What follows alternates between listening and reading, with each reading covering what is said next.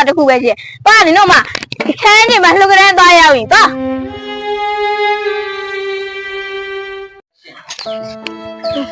မရေထားလို့ဘယ်တော့မှမအောင်မယ်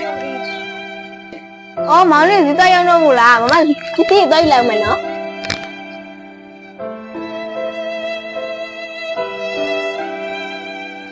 မိုက်ပြတာခေါင်းနေလေအဲ့တော့နေတာခဏနေဒါမောင်လေးတို့မမနောက်ခဏလာအောင်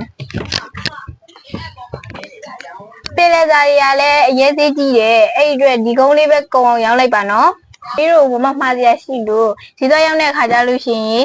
ဒီကိုနှစ်ယောက်တက်အောင်နေရမယ်နော်အဲ့တဲ့တွေကိုလည်းလေးလေးစားဆက်ဆံရမယ်လူတွေကိုပေါ်ရင်ကြည့်ပြီးမဆုံးဖြတ်ကြအောင်နော်ဟုတ်ကဲ့ပါမလေးတော့ဖေးတော့ရောက်ရမယ်နော်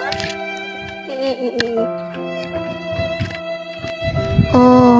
ငါမောင်လေးစီရောက်သွားတာအစမပြေရလားမသိဘူးအေးအဲ့တလေးနဲ့တယောက်မှမရှိပါလားလမ်းလျှောက်ရင်တွေ့မှာပဲညီလေးရ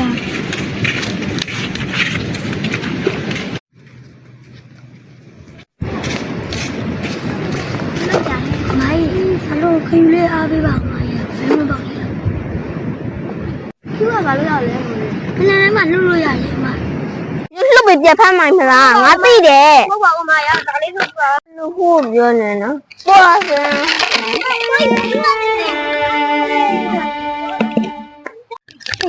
ငါလောက်တာအရင်များသွားမသိဘူးနော်မများပါဘူးခဲသူကအဲ့လာနဲ့မှတရားနာ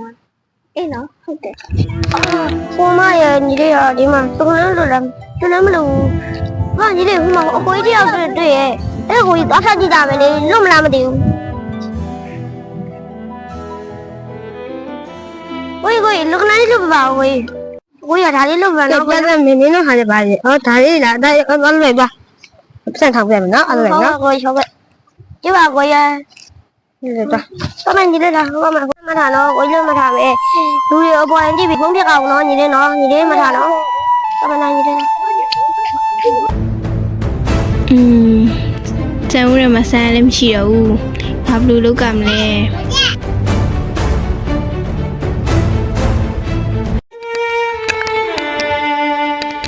ဟိုကောင်နေတို့စော်ရဲစော်နေမှာလား